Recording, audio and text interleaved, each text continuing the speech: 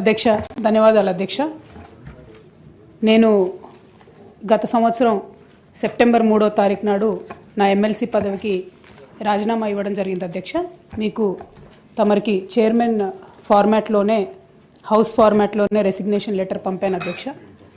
ఆనాడు మీరు పెద్దలుగా నా వెల్విషర్గా అదేవిధంగా మీ యొక్క డ్యూటీ నిర్వర్తిస్తూ మరి ఆవేశపడకండి, కొంచెం ఆలోచించుకోండి, నిర్ణయం తీసుకోండి, మీకు సమయం ఇస్తా అని చెప్పారు అధ్యక్ష.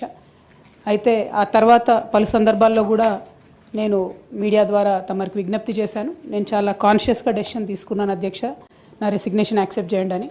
కానీ 4 నెలల సమయంలో కూడా ఆ నిర్ణయం మీరు తీసుకోలేదు అధ్యక్ష. అందుకనే ఇవాళ తమరిని మళ్ళీ సమయం అడిగి ఫ్లోర్లో మాట్లాడి అసలు ఈ నిర్ణయం తీసుకోవడానికి కారణం ఏంది ప్రజలకు తమరి ద్వారా ఎక్స్ప్లెయిన్ చేయాలన్నటువంటి ఉద్దేశంతో సమయం అడిగాను అధ్యక్ష. తమరు దయతోని సమయం ఇచ్చినందుకు ధన్యవాదాలు తెలియజేస్తా ఉన్నాను అధ్యక్ష. ముందుగా ఈ రాష్ట్రంలో 4 కోట్ల మంది ప్రజలుంటే 40 మంది మనం ఎమ్మెల్సీలో ఉంటాం అధ్యక్ష. పెద్దల సభలో కూర్చోవడం అనేటటువంటిది చాలా పెద్ద గౌరవం.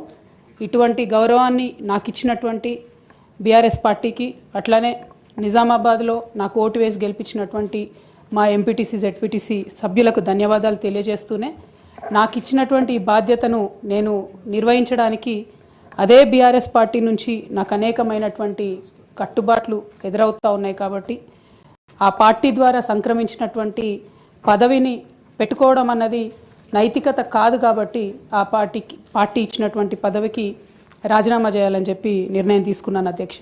దాన్ని తమరు యాక్సెప్ట్ చేయాలని ఫ్లోర్ ఆఫ్ ది హౌస్లో అడుగుతా ఉన్నాను అధ్యక్ష. అదేవిధంగా అధ్యక్ష, తమరికి తెలుసు అధ్యక్ష, నేను గత 20 సంవత్సరాలుగా ప్రజా జీవితంలో ఉన్నటువంటి వ్యక్తిని.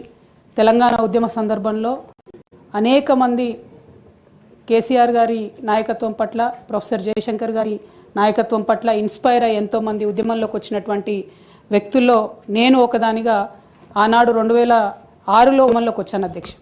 2006లో నేను ఉద్యమానికి వచ్చేటప్పటికే బీఆర్ఎస్ పార్టీ పొలిటికల్గా ఒక శక్తిగా ఎదిగింది అధ్యక్ష. ఆనాటికే యూనియన్ క్యాబినెట్ మినిస్టర్గా కేసీఆర్ గారు కూడా ఉన్నారు. అయినప్పటికీ నేను బీఆర్ఎస్ పార్టీలోకి రాకుండా ఇండిపెండెంట్గా తెలంగాణ జాగృతి అనేటటువంటి సంస్థను స్థాపించి ఆ సంస్థ ద్వారా తెలంగాణ ఉద్యమంలో ఎక్కడైతే గ్యాప్ ఉందో ఆ గ్యాప్ని ఫుల్ఫిల్ చేయడానికి, ముఖ్యంగా మహిళా లోకాన్ని తెలంగాణ ఉద్యమంలోకి తీసుకురావడానికి, యువమిత్రుల్ని తెలంగాణ ఉద్యమంలోకి తీసుకురావడానికి అనేక కార్యక్రమాలు చేపట్టడం జరిగింది అధ్యక్ష.